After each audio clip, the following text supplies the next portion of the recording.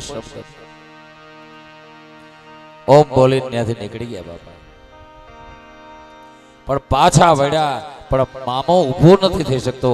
બાપુને એમ કહેવાની ઈચ્છા, બાપુ ઊભા તાર્યો, તમે કેમ આવ્યા હતા, તમે કોણ છો, તમે બેસો, પાણી પીઓ, કહેવાની ઈચ્છા થાય, પણ મોઢામાંથી શબ્દ નથી નીકળી શકતા.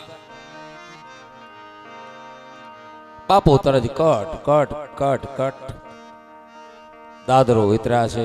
એ દાદરાનું છેલ્લું પગથિયું ઉતર્યા અને મામાના બંધ જોડા દે. મામાએ ઠેક મારી, દીકરીના મુખ આગળ ગયા તો ખબર પડી ગઈ, આંખો ખુલી રહી ગઈ છે. બંધ કરી નાડી જોઈએ તો નાડી બંધ છે. પણ ઓલો બાપુ આવ્યો, ઈ કોણ હતો? બબે પગથિયા હેઠે ઉતરી અને બાળકને પૂછ્યો, બાપુ ક્યાં તે? કોણ બાપુ? કોઈ બાપુ અહીંયા આવ્યા નથી. કોણ હતો એ બાપુ? એ બાપુ હતો મારો વિશ્વનાથ, મારો મહાદેવ. 40 વર્ષની વાત છે. બાપ એ દીકરીના કાનમાં ઓહમ બોલી અને પોતાને ઘેર તેડી ગયો. બાપ મહાદેવ તો એવી કાશી નગરી છે ને, એ મુક્તિની દાતા છે. તો કોઈ વળી પ્રશ્ન કરે કે તમે કહો કે કાશી એક જ મુક્તિ દાન એને ગરજતી, મુક્તિનો દાન આપવાની ગરજ ના કરે, તો પછી આ બધા કહે છે ખોટા? શું કહે છે? ત્યાં કે અયોધ્યા, મથુરા, માયા, કાશી, કાંચી, અવંતિકા, પૂરી, દ્વારા, મતિશ્ચૈવ સપ્તતા મોક્ષદાયિકા. આ 7 નગરી મુક્તિની દાતા છે. અને તમે એમ કહો એક જ મુક્તિની દાતા છે? કે નહીં ભાઈ, તારી સમજમાં ફેર છે.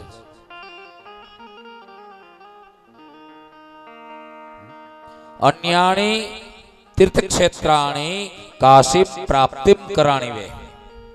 દ્વારિકા જવાથી, હરિદ્વાર જવાથી, મથુરા જવાથી, કાંચી જવાથી, અયોધ્યા જવાથી જીવને કાશી જવાનો અધિકાર મળે છે. એ રીતે અયોધ્યા, મથુરા, માયા, કાંચી, અવંતિકા બધી એ રીતે મુક્તિની દાતા બને છે.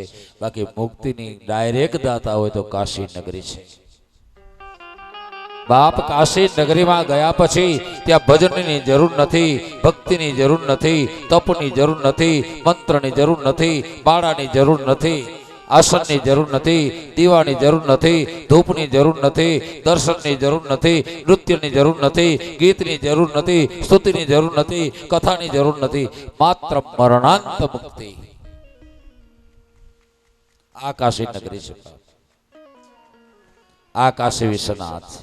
સાનંદમાનંદ વને વસંતમ માનંદ કંદમ હત પાપ વૃંદમ વારાણસીનાથનાથનાથમ શ્રીશ્વરેશ્વરમ શરણં પ્રપદ્યે. શ્રી વિશ્વનાથમ શરણં પ્રપદ્યે. અન્યાની મુક્તિ ક્ષેત્રાણી કાશી પ્રાપ્તિ કરાણી વૈ. કાશી પ્રાપ્ત્ય વિમુચ્યેત નાન્યથા તીર્થ કોટિભિઃ.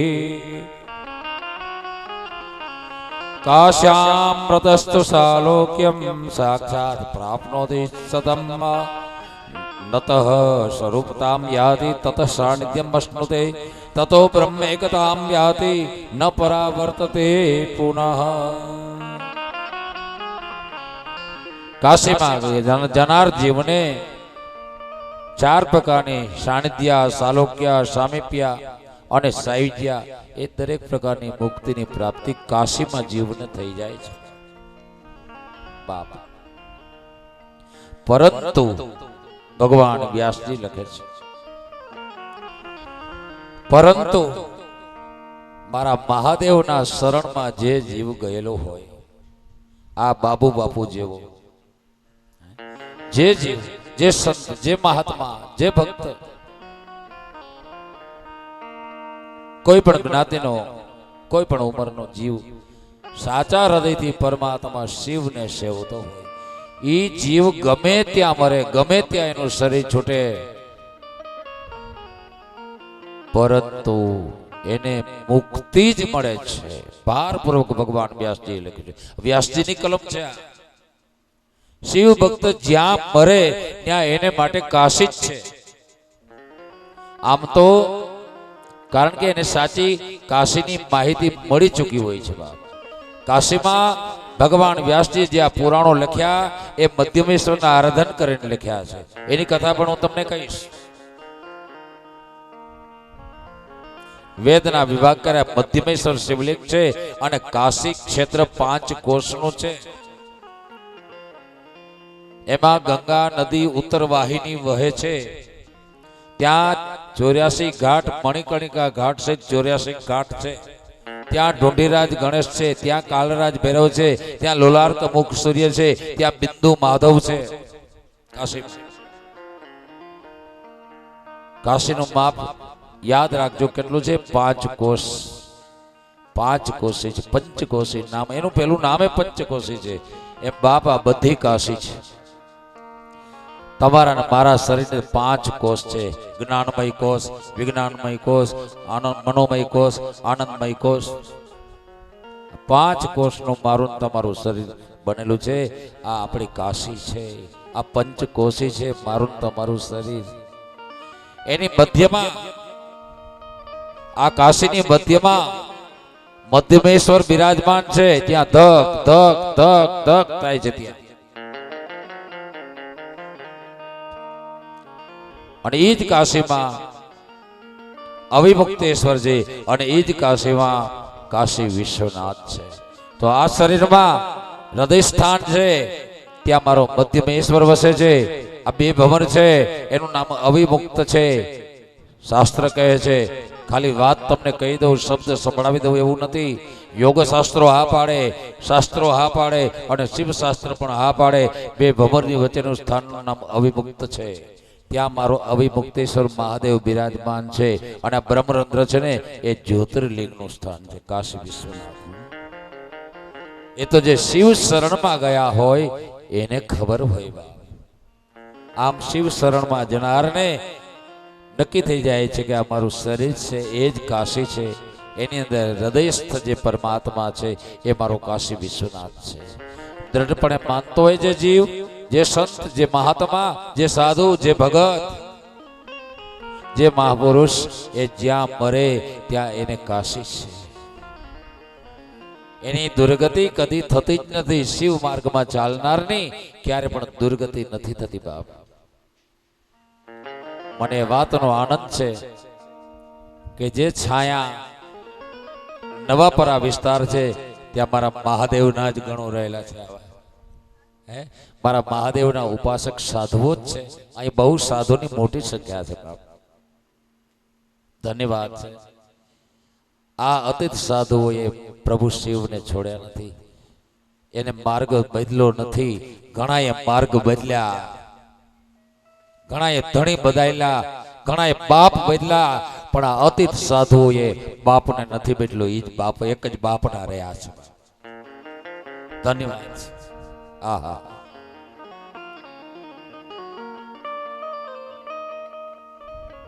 તો જેણે મારા પ્રભુને પીછાણ્યા છે, પોતાના પ્રભુને ઓળખ્યા છે, એવો જીવ ગમે ત્યાં મરે એને કાશી છે.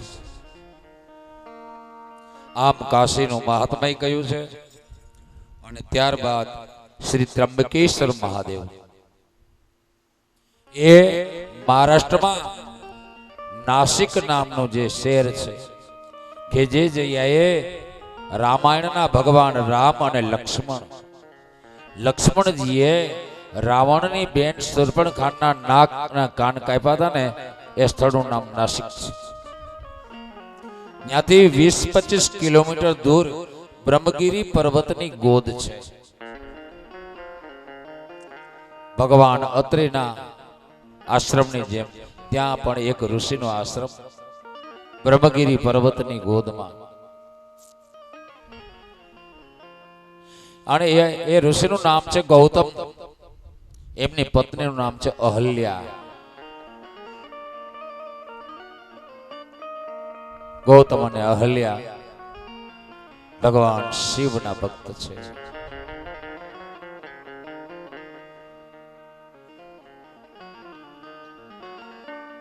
પરમાત્માનું ભજન કરે. જેમ અત્રિ અને અનસૂયાના સમયમાં 100 વર્ષનો દુષ્કાળ પડ્યો, એમ આ ગૌતમ અને અહલ્યાના સમયની અંદર પણ 100 વર્ષનો દુકાળ પડે છે. દુઃખી થઈ જાય છે.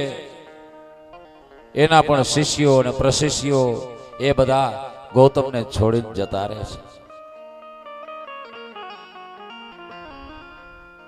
આશ્રમના વૃક્ષો, બગીચાઓ, પુષ્પો, ગાયો માટેના સુંદર ઘાસ એ બધું સુકાઈ જાય છે.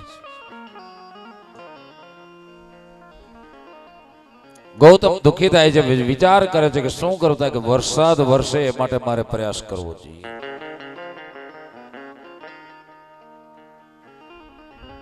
ગૌતમ સંત છે. આપણે સામાન્ય રીતે બે શબ્દ આપણે સાંભળતા હોઈએ, સાધુ અને સંત. સાધુ કેને કહેવાય અને સંત કેને કહેવાય? સાધુ એને કહેવાય કે જે 24 કલાક પ્રભુ પરમાત્માને યાદ રાખે, એનું નામ સાધુ છે. પણ જે સાધુનું ભજન વધી જાય અને ભગવાન પણ એને યાદ કરવા લાગે કે પોરબંદરમાં છાયા નવાપરા વિસ્તારમાં પેલો બાવો બેઠો છે ને, એ સાચો છે, એમ ભગવાન જેને યાદ કરવા લાગે એનું નામ સંત છે. આ સાધુ ને સંતની વ્યાખ્યા છે.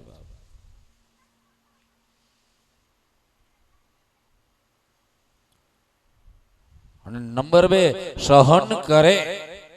સમર્થ હોવા છતાં સહન કરે એનું નામ સંત છે. અને ભગવાન શિવનો ભક્ત સાચો કેને કહેવાય? સહન કરે એને. કારણ કે મારા બાપુજીનું એક નામ શું છે? શંકર. શંકર નામ હું બતાવે છે? સહન કર, સહન કર, સહન કર, સહન કર તો તું ભક્ત છે.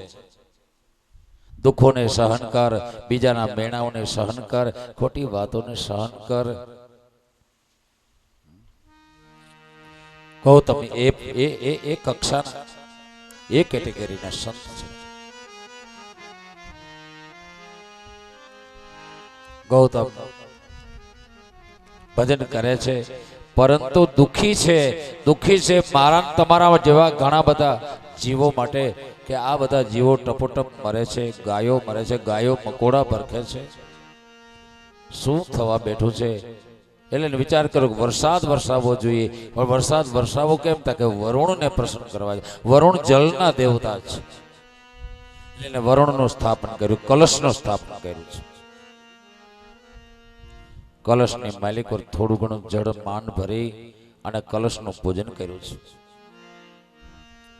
પૂર્વે ઋગ્વેદાય નમઃ, ऋग्वेदं पूजयामि, ઉત્તરે અથર્વવેદાય નમઃ, अथर्ववेदं पूजयामि, પશ્ચિમે સામવેદાય નમઃ, सामवेदं पूजयामि, દક્ષિણે યજુર્વેદાય નમઃ, यजुर्वेदं पूजयामि, મધ્ય અપામપતયે ભૂવરુણાય નમઃ. वरुणं सम्पूजयामि. પછી કલશને સ્પર્શ કરી અને બોલ્યા છે ગૌતમ, કલશસ્ય મુખે વિષ્ણુ, કંઠે રુદ્ર સમાશ્રિતા, तत्र स्थितो ब्रह्मा मध्ये मातृगुणा स्मृतः, कुक्षोतो सागरा सर्वे सप्तद्वीपा वसुंधरा, ऋग्वेदो यजुर्वेदः सामवेदो यथवर्णः, अंगे च सहिता सर्वे कलशाम्बुर समाश्रिता, तत्र गायत्री सावित्री शान्तिपुष्टिकरी तथा, आयान्तो शिव पूजार्थ दुरितक्षकारिका, गंगे च यमुने चैव गोदावरी सरस्वती नर्मदे सिन्धु कावेरी जलेऽस्मिन् सन्निधिं कुरु. ગુરુ આ વરુણનું આવાહન કર્યું છે.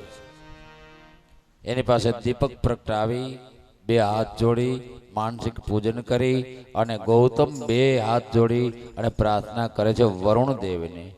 નમો નમસ્તે સ્ફટિક પ્રભાય સુસુવેત હારા યશો મંગલાય.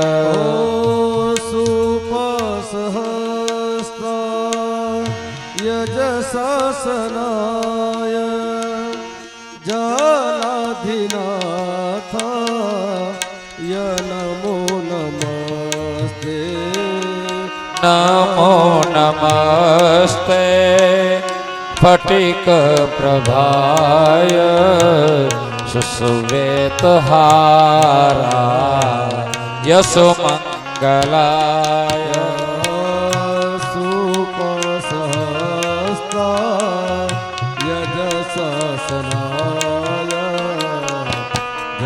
જલાદનાથાય નમો નમસ્તે જલાદનાથાય નમો.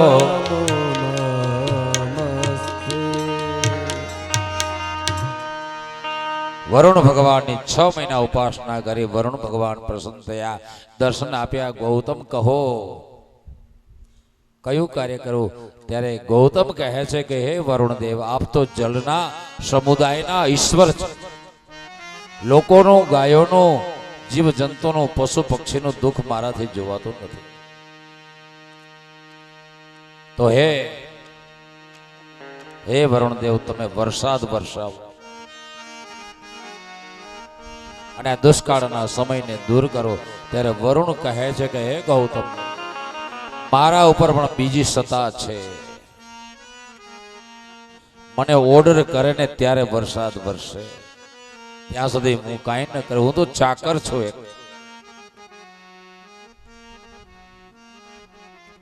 શું કરવું?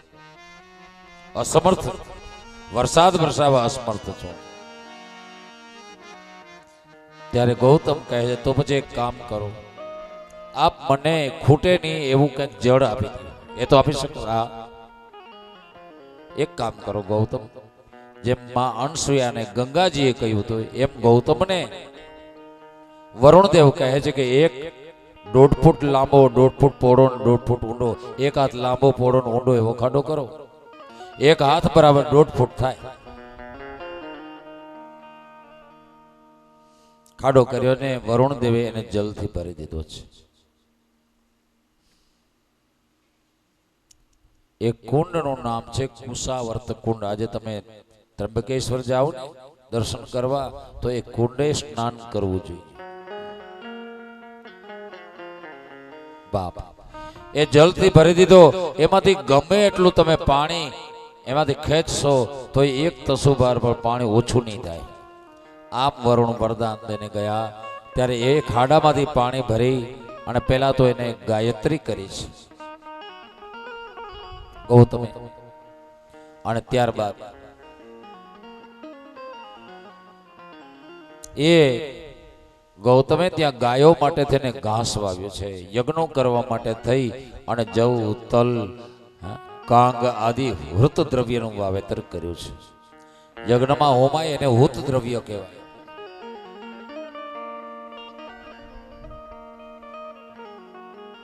સુંદર પુષ્પોનું વાવેતર કર્યું ભગવાન શિવનું પૂજન કરવા માટે. આમ ક્યારાઓ બનાવી ગૌતમ રહેવા લાગ્યા. ફરીથી એ ખાડાના પાણીને લીધે આખી ધરતી ઉપર એ ગૌતમનો જે આશ્રમ છે એ લીલોતરીથી, પુષ્પોથી એ લહેરાવા લાગ્યો છે.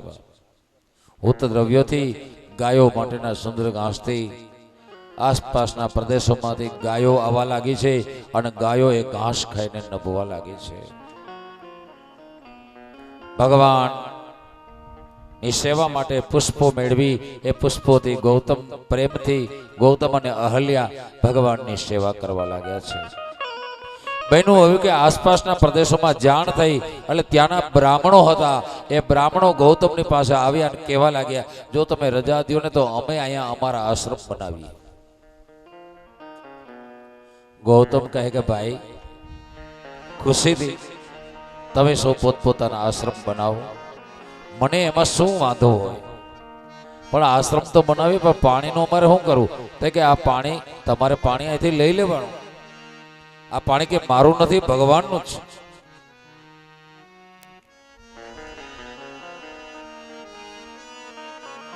બાપ, મારું સમજે એને માણસ કહેવાય અને મહાદેવનું સમજે એને મહાત્મા કહેવાય. આ કઈ મારું નથી.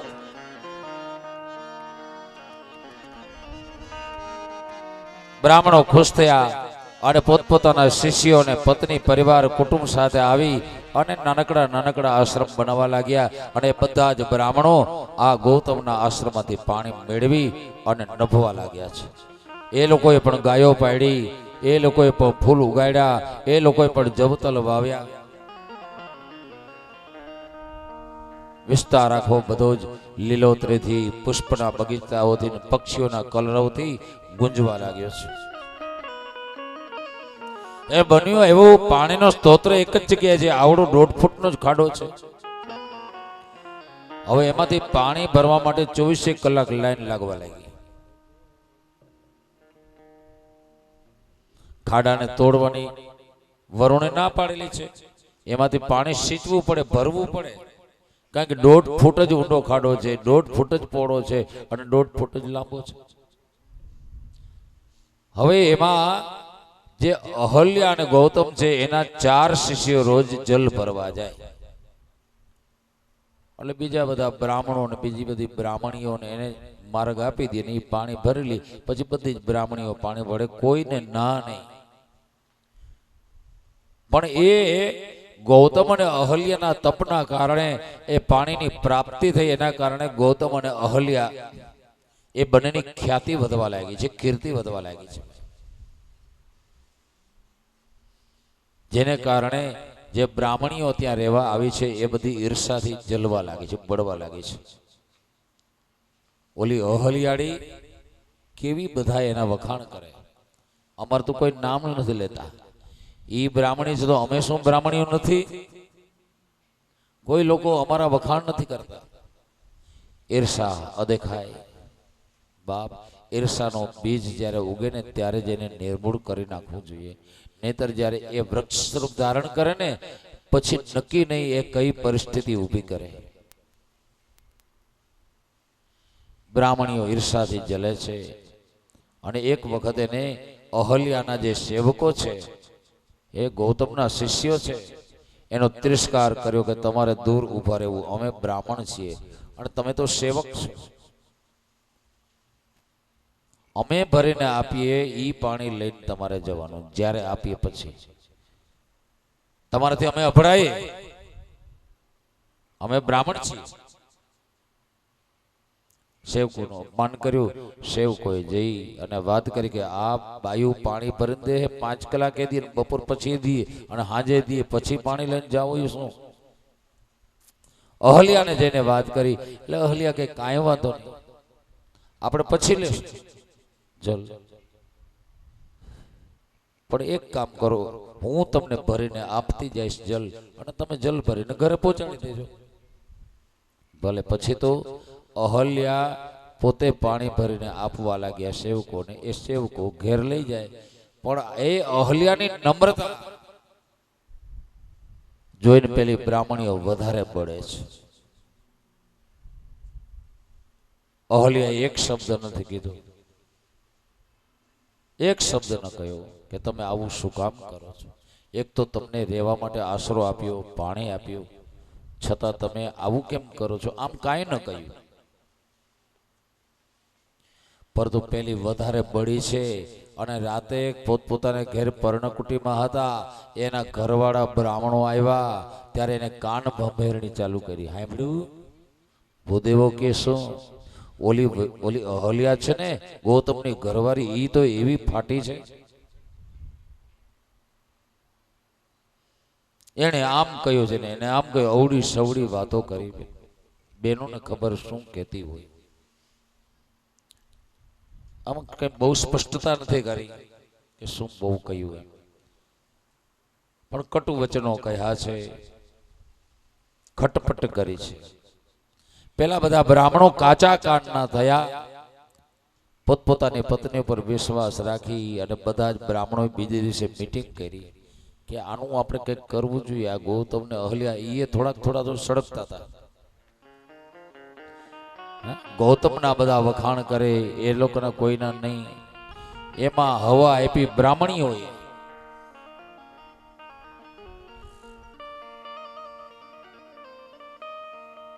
બધા જ બ્રાહ્મણો નક્કી કરે પણ આનું કરવું શું? હવે એના ખાડામાંથી આપણે પાણી લઈએ, બીજું બહુ તો ન કહેવાય, પણ કંઈક એવું કરીએ કે જેથી કરીને ગૌતમ નીચો દેખાય. એટલે બધાએ કીધું કે આપણે એક કામ કરે, ગણેશ છે ને જલ્દી પ્રસન્ન થવા વાળા દેવ છે, આપણે બધા ગણેશનું આરાધન કરીએ.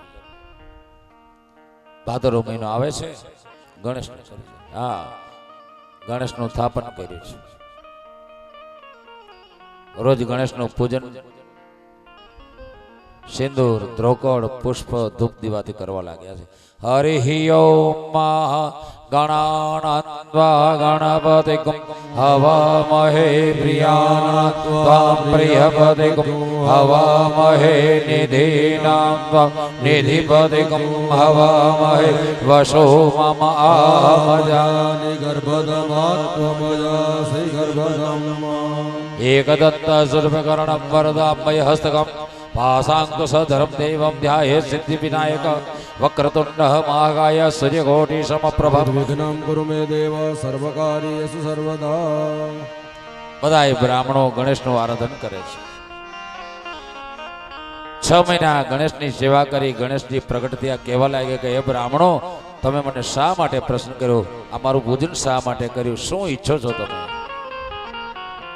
ત્યારે બ્રાહ્મણો બોલ્યા કે હે ગણેશ, તમે અમને વરદાન દેવા આવ્યા છો? તો કે હા, કારણ કે મંત્રને આધીન દેવ.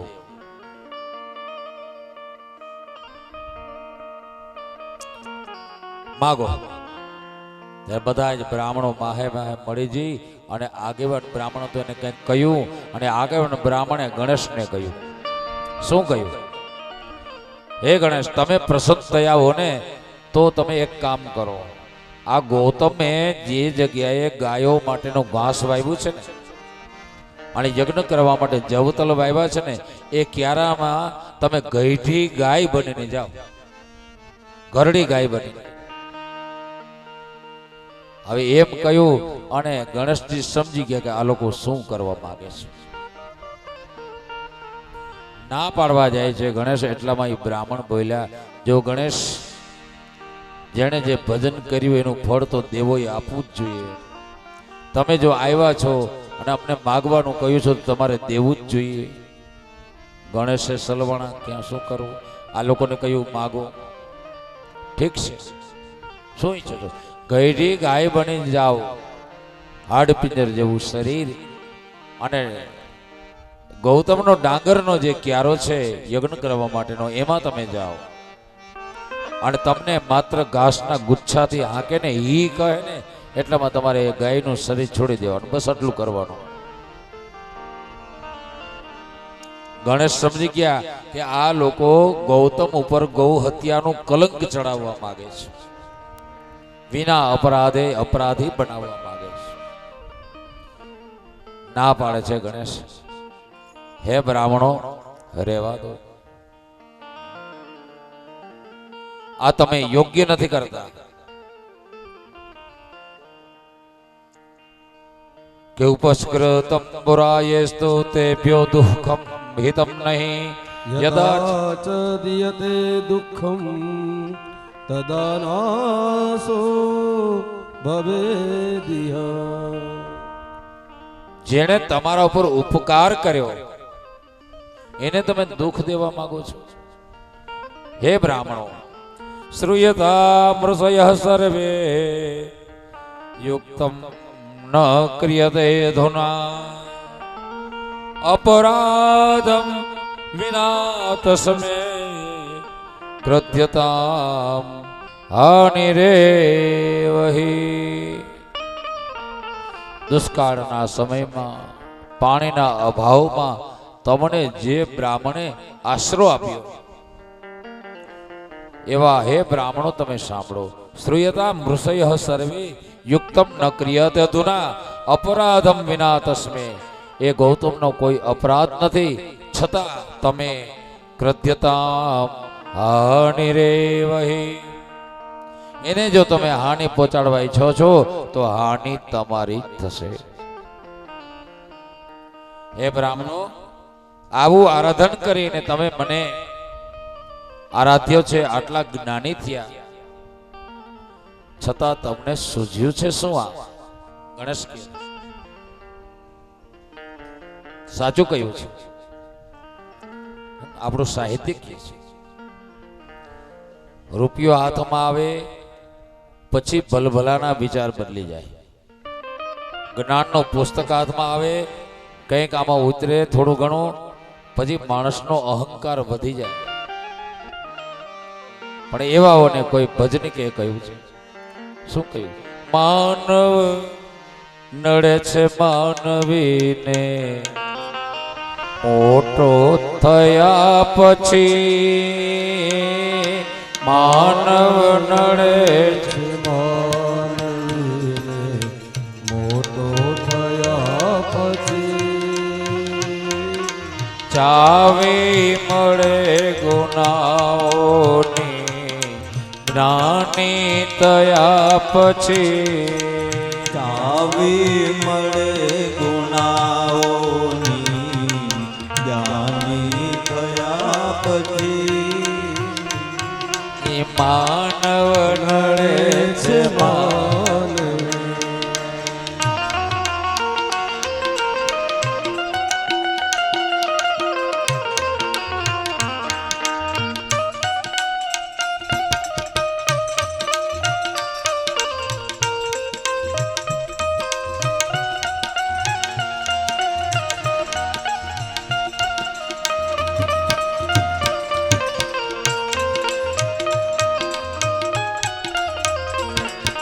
માતા પિતાની ગોદમાં મમતા હતી ઘણી. પિતાની ગોદમાં મમતા હતી ઘણી બદલી ગયો એ પરણીને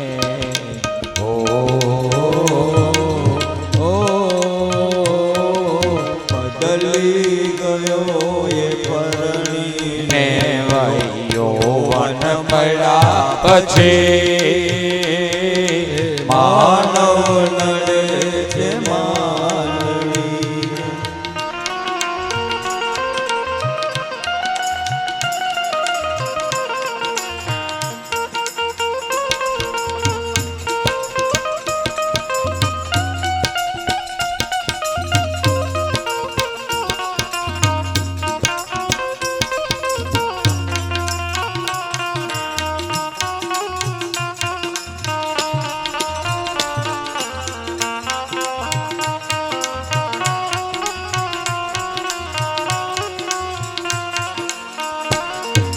ગાતો હતો તું ગીત કાયમ પ્રભુ તકના. ગાતો હતો તું ગીત કાયમ પ્રભુ તના. ભૂલી ગયો એ ભાવના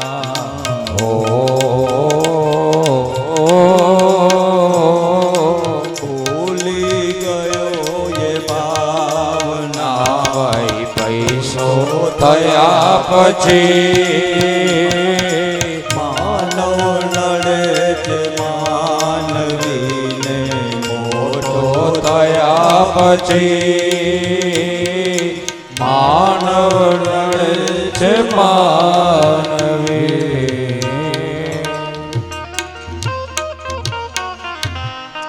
ગણેશ કહે છે હે બ્રાહ્મણો રહેવા દો,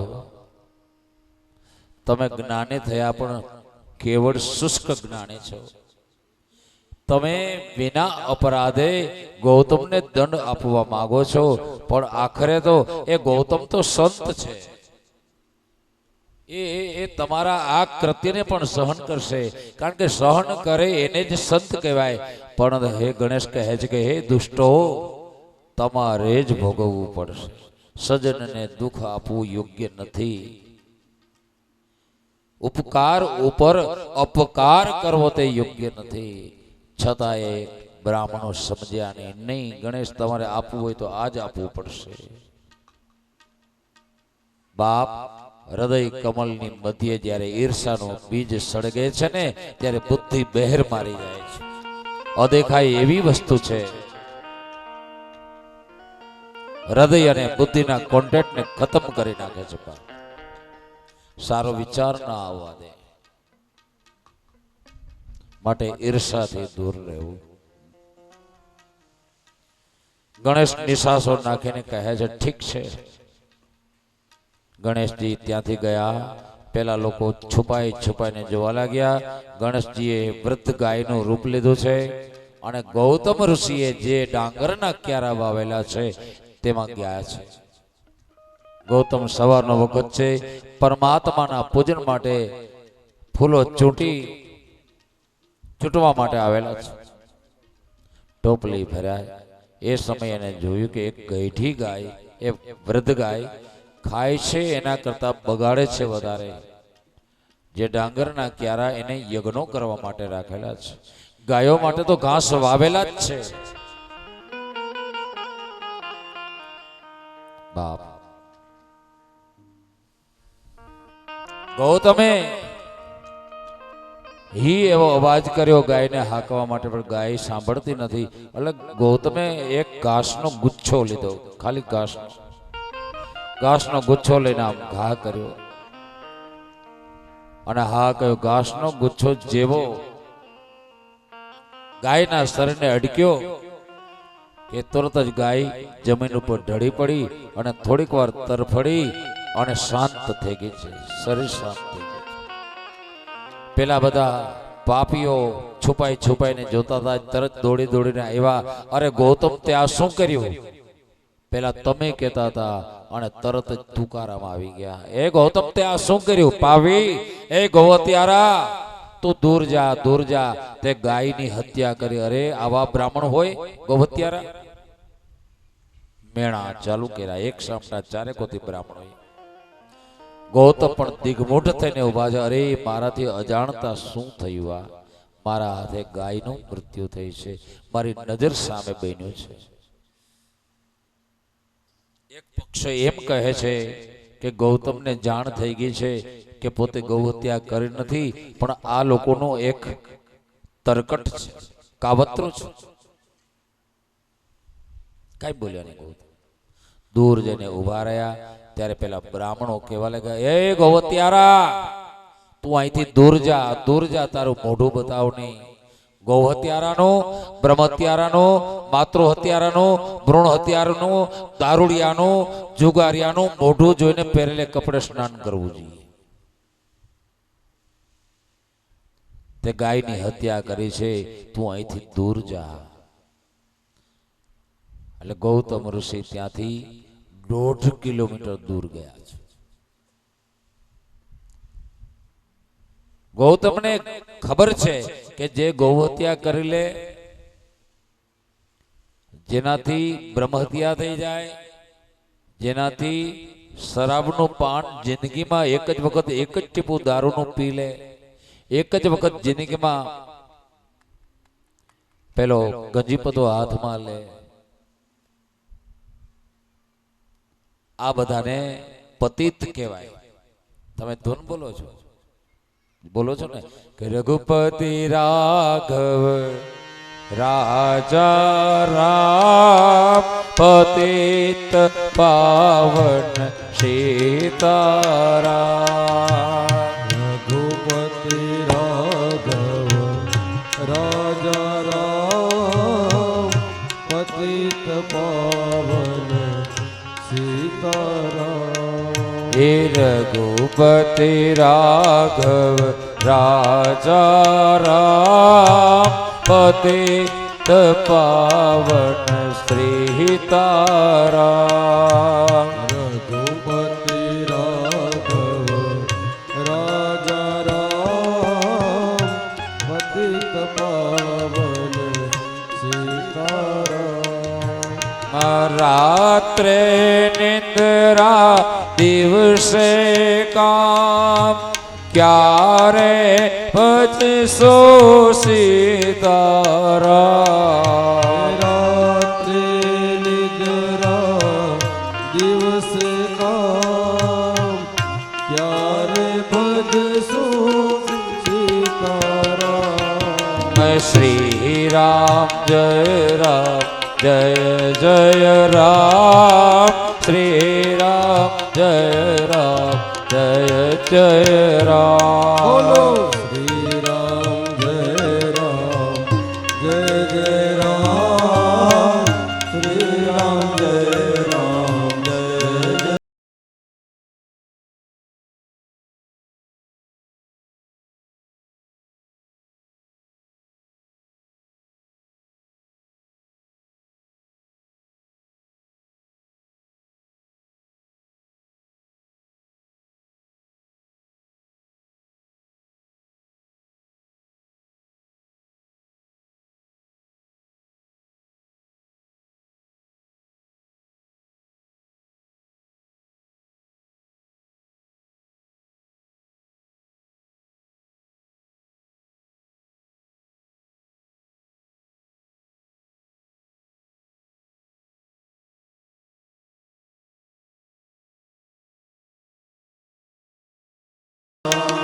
રઘુપતિ રાઘવ રાજા રામ પતિત પાવન સીતારામ.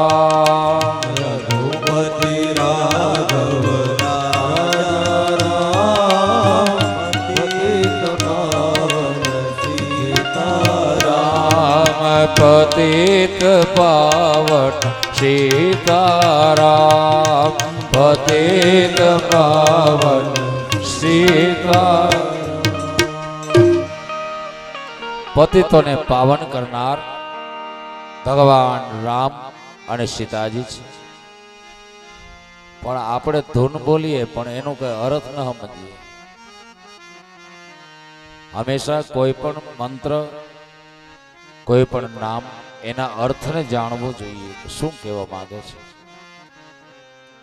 આ તો કોઈ બેન જાય ઘરમાં કોઈને કીધા વગર ધૂનમાં વહી જાય છે ને મને, પછી ત્યાં ધૂન બોલે રઘુપતિ રાઘવ રાજા રામ પતિ તપાવન સીતારામ.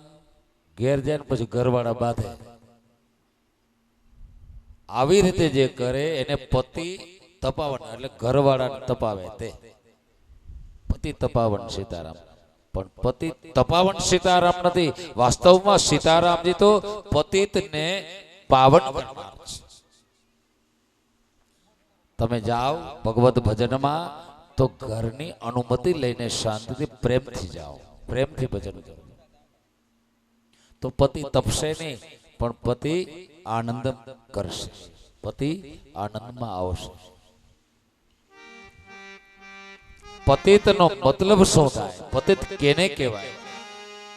પતિત દારૂ પીનારને કહેવાય, પતિત જુગાર રમનારને કહેવાય, પતિત ગૌ હત્યારાને કહેવાય, પતિત બ્રહ્મ હત્યારાને કહેવાય, પતિત જેને પોતાની હકી માને મારી નાખી હોય એને કહેવાય, અને પતિત જેને ગર્ભની અંદર બાળકી હોય, દીકરો જોતો દીકરી હોય તો દીકરી નિકાલ કરી નાખે એને પતિત કહેવાય. આ બધા મહાપાપ છે.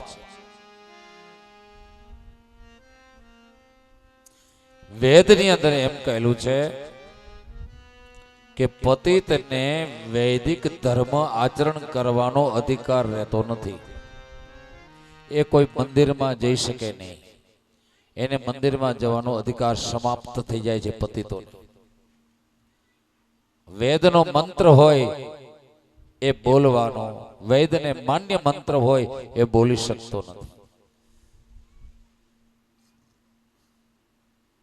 એને પતિત કહેવાય. ગૌતમને ખબર છે કે પતિત કેને કહેવાય? ગૌ હત્યા અજાણતા થઈ ગઈ એ પતિતની શ્રેણીમાં આવી ગયા છે. 1.5 કિલોમીટર દૂર ગયા, ત્યાં નાનકડો આશ્રમ બનાવ્યો, પણ 1 મહિનો તો માંડ ગાડ્યો. કંઈ કરવાનું નહીં, કંઈ બોલવાનું નહીં, નહીં ધર્મ, નહીં ધ્યાન, કોઈ અધિકાર નથી રહેતો પતિતને. ગમતું નથી ભગવાન વગર. ગૌતમને ને અહલ્યાને કરવું શું? જાણતા કે અજાણતા આ ગૌ હત્યાનું પાપ થઈ ગયું છે આપણાથી. કેમ છૂટવું? એટલા માટે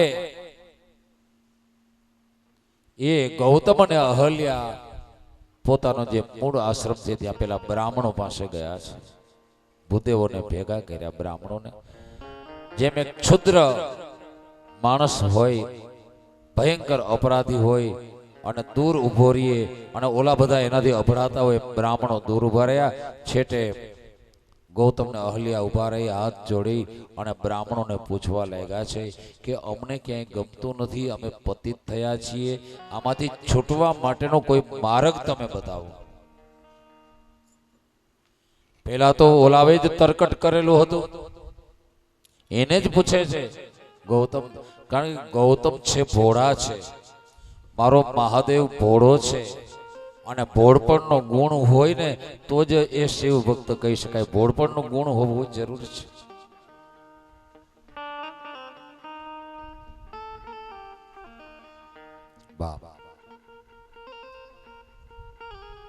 પેલા બ્રાહ્મણોએ સાંભળ્યું છે અને માહે માહે મસલત કરવા લાગી કે આને એવો ઉપાય બતાવીએ, એ કરી જ ન શકે.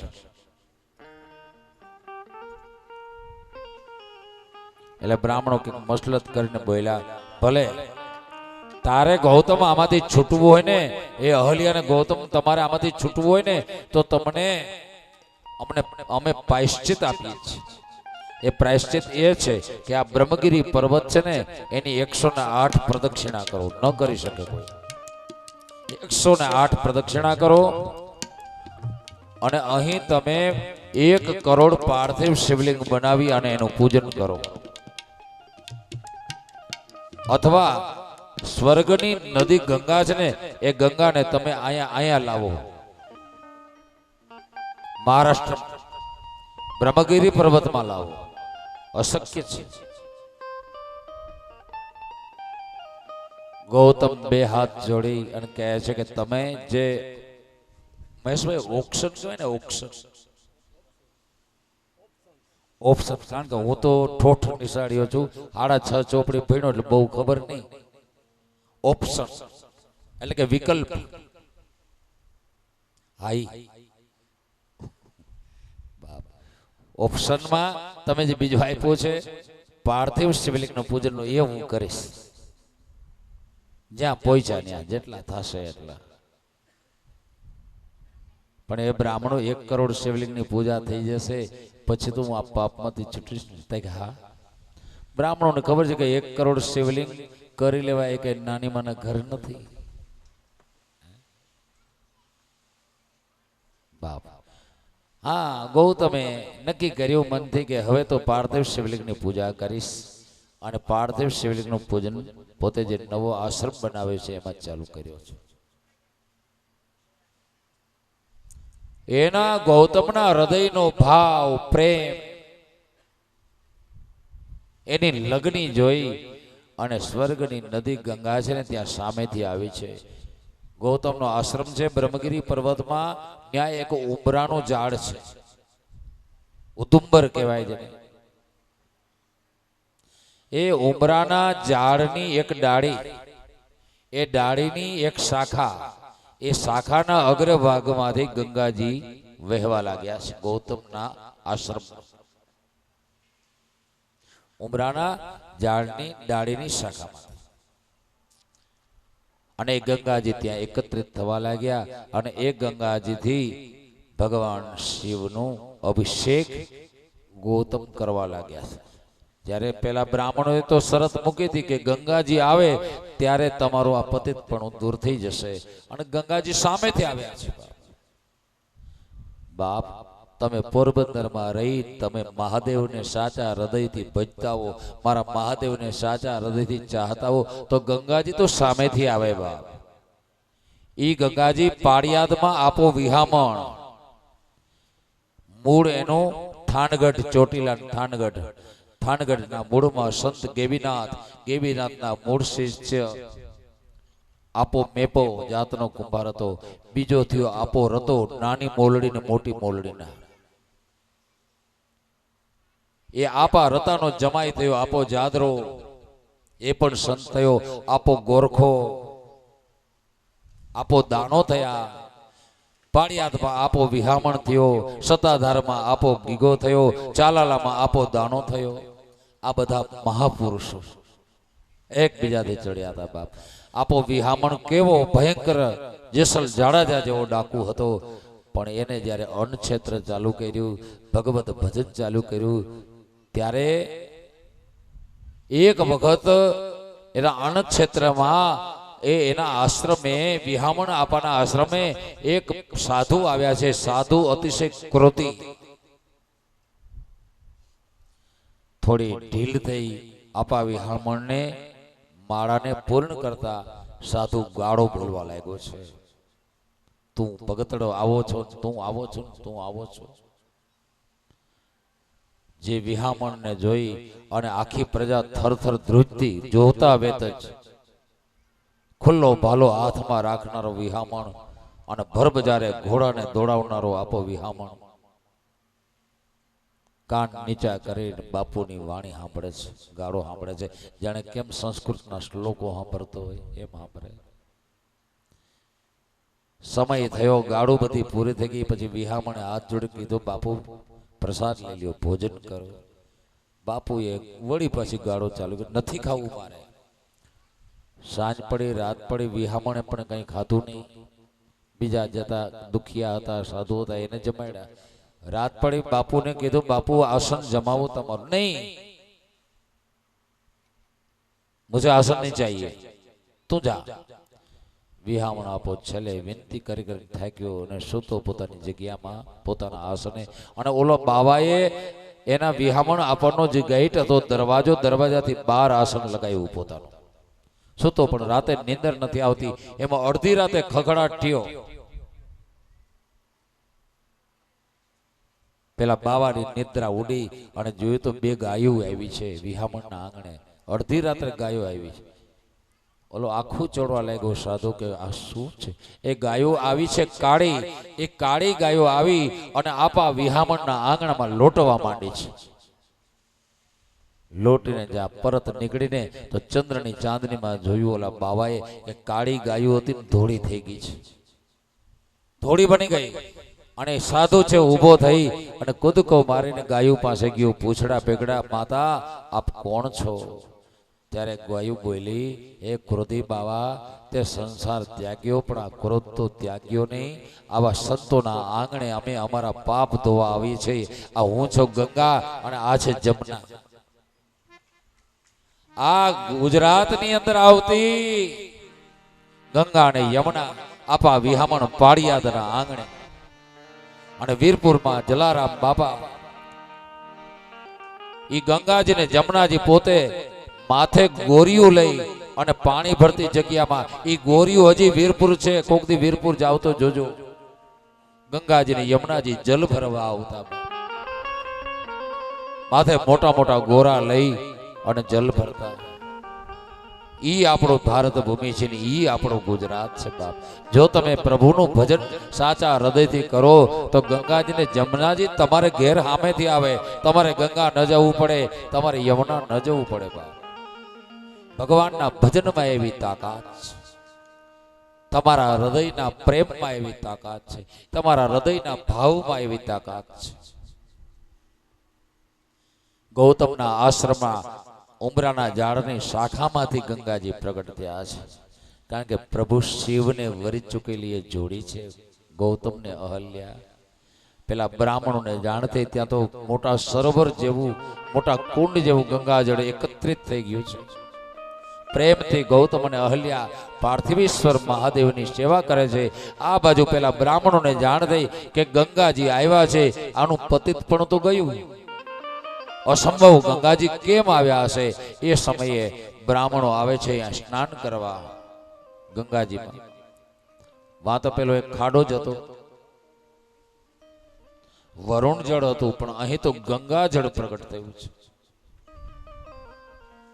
જ્યાં બ્રાહ્મણો નજીક આવ્યા ને તો એ જે મોટો કુંડ ભરાયો છે ગંગા જળનો, ગંગાજી અદૃશ્ય થવા લાગ્યા. એ જોઈને ગૌતમ બોલ્યા છે, માં માં માં ગંગા, એવું ન કરો.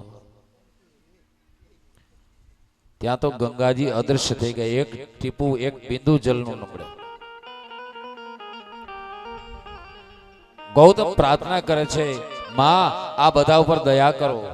ત્યારે ગંગા વચન પ્રગટ થયું આકાશમાંથી, હે ગૌતમ, ગૌ હત્યારા તો એ બધા છે, એ લોકો છે. ગણેશને સાધી અને તારા ઉપર એને તરકટ કર્યો છે, કાવતરું રચ્યું છે. બાકી એ બધા ગૌ હત્યારા છે, તે કોઈ ગૌ હત્યા નથી કરી. અને એ લોકોને મારું દર્શન નહીં થાય, કારણ કે પાપી લોકોથી હું થાકી છું. હું તારા જેવા સંતો હોય ને, જે શિવ ભક્તો રહેતા હોય, રામ ભક્ત રહેતા હોય, હરિભક્ત રહેતા હોય ને, એને ઘેર સામેથી જાઉં છું.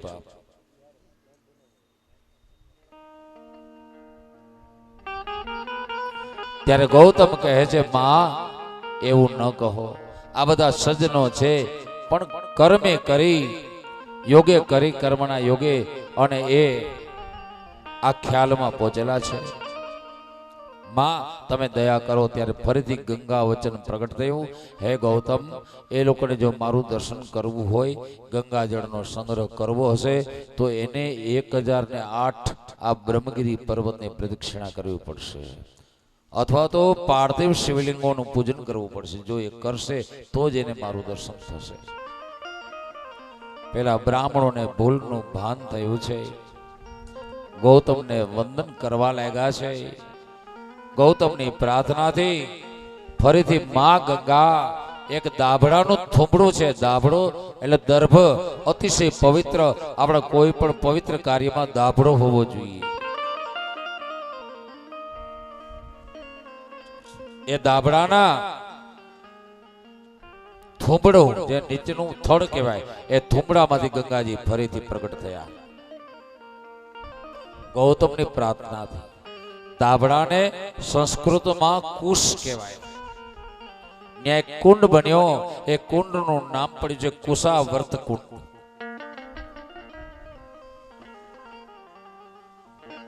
કુશ એટલે દાબડો, કુશાવર્ત કુંડ. દાબડાથી વહેલું, દાબડામાંથી વહેલું ગંગા જલ.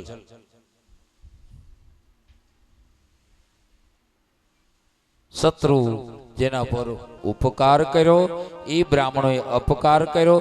છતાં અપકાર જાણે છે ગંગાજી કહ્યું, છતાં ગૌતમે એ લોકોનું કલ્યાણ કર્યું. કોઈના પણ દુર્વ્યવહાર તરફ, કોઈની પણ શત્રુતા તરફ નજર કર્યા વગર દરેકનું કલ્યાણ એ છે. એને આપણા શાસ્ત્રોમાં, આપણા પુરાણોમાં ધર્મના થાંભલા ગયા છે. એને કારણે એની ઉદારતા, એ ગૌતમની સજ્જનતા, એ ગૌતમના હૃદયનો ભાવ, પ્રેમ, એના કારણે મારા મહાદેવ ત્યાં પ્રગટ થયા છે. ત્રણ નેત્રધારી મહાદેવે પ્રગટ થઈ ગૌતમને કહ્યું, ગૌતમ વરદાન માગો. ત્યારે ગૌતમ કહે છે કે હે મહાદેવ, હે સ્વામી, મણા ઉપર આ ગૌ હત્યાનું કલંક લાગ્યું છે, પાપ લાગ્યું છે, પાપને આપ દૂર કરો. મહાદેવ કહે છે કે હે ગૌતમ, તમે કોઈ પાપ કર્યું જ નથી. પાપીઓ તો પેલા બ્રાહ્મણો છે જેણે તમારા પર આડ ચડાવ્યું છે, તમે નથી. માગો શું જોઈએ? ત્યારે ગૌતમ કહે છે કે હે મહાદેવ, આપ મારા પર પ્રસન્ન થયા હો તો આપ જ્યોતિ સ્વરૂપે આ ત્રણ ત્રિનેત્રધારી છે એ નામથી સ્થિર થાવો. અને મારા મહાદેવ ગૌતમ ઉપરના પ્રેમથી ત્યાં રહ્યા છે અને ત્રંબકેશ્વર નામથી ત્રણેય લોકમાં જાહેર થયા. બોલીએ ત્રંબકેશ્વર મહાદેવ કી જય હો. સહ્યાદ્રી શિરેશે વિમલે વસંતમ,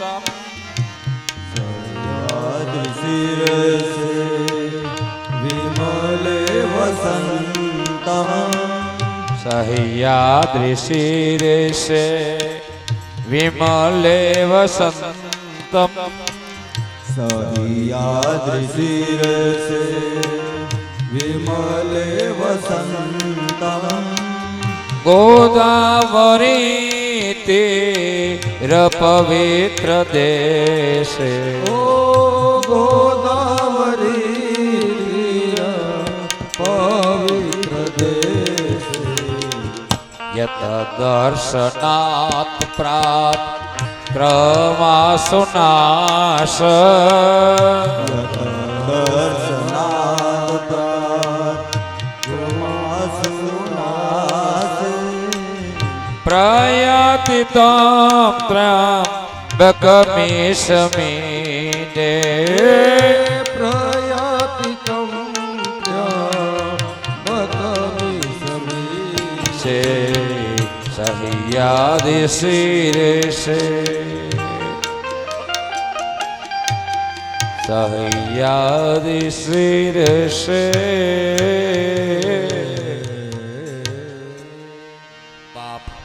આમ આપ સૌને પ્રભુ શિવજીનો ત્રંબકેશ્વર જ્યોતિર્લિંગનું પ્રાગટ્ય કહ્યું.